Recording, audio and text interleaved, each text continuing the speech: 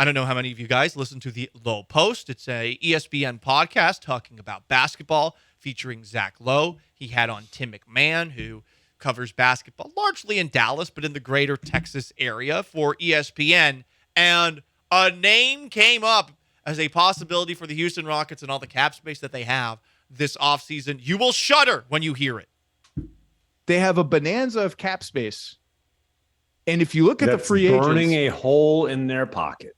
And if you look at this summer's free agents, it's like Kyrie. Hey, listen, I'm just saying, don't rule that one out either. I wouldn't rule anything out. I wouldn't rule anything out with Kyrie or the Houston Rockets. That's a perfect storm of just don't rule it out. Wow.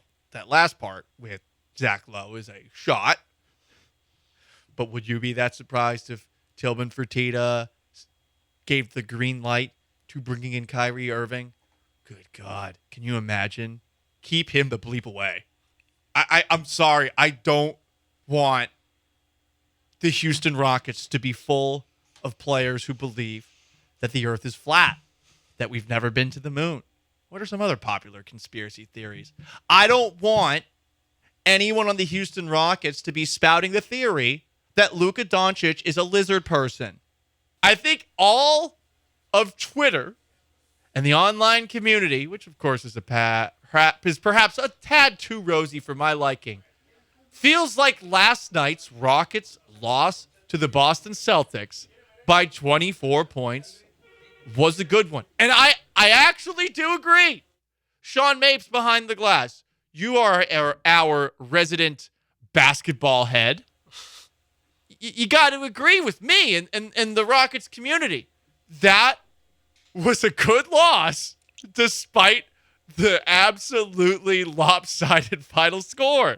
Yeah, because every time that the Rockets were going around, you're like, wow, they're really doing this. They're only down 4. And then it slowly became, oh, wow, it's the third quarter. They're only down 8. And then in the fourth quarter, they lost the fourth quarter, I think, by like 16 points. And then that's how you end up losing by 20. But, hey, hung in there. Couple of comments on Twitch, Sean. Don't see eye to eye with us. Fake Tony Stark. They lost by 24. Waka Flocka. Jabari shooting and turnovers were painful.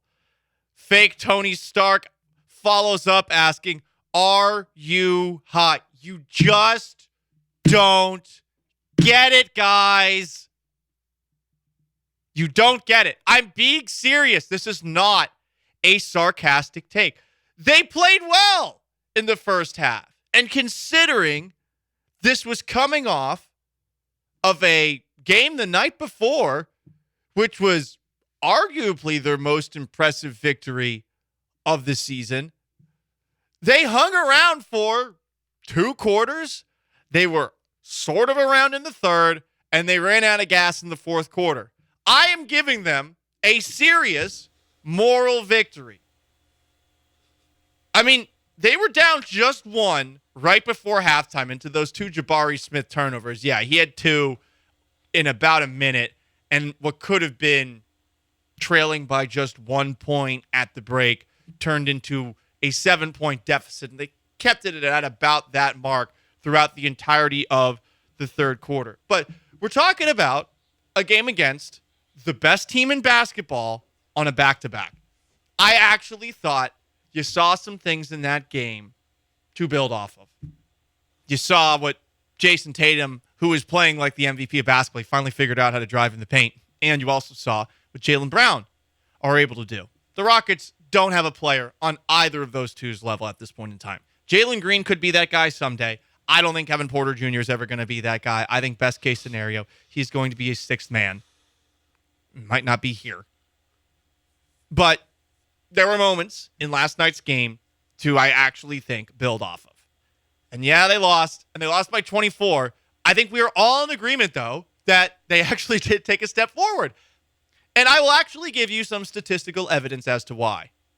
Neither point guard for the Houston Rockets turned the ball over last night. That's actually impressive. This is a Boston Celtics team that's one of the best teams defensively in the NBA. No turnovers from Ty Washington, who's looking pretty good coming off of the bench. No turnovers from Kevin Porter Jr., which is really a surprise.